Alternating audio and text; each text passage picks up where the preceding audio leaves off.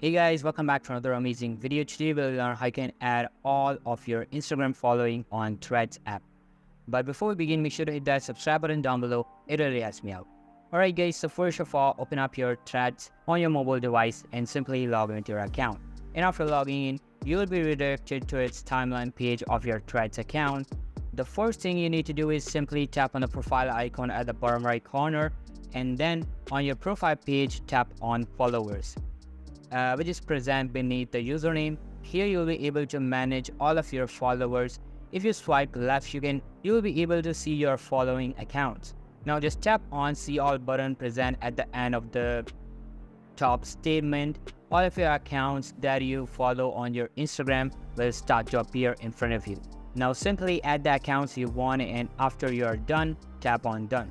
And that's how you can add all of your Instagram following to Threads app. And that's how you can add all of your Instagram following on Threads. So that's all for today's video guys. Hope you liked the video. I'll be meeting you in the next one. See you soon. Bye.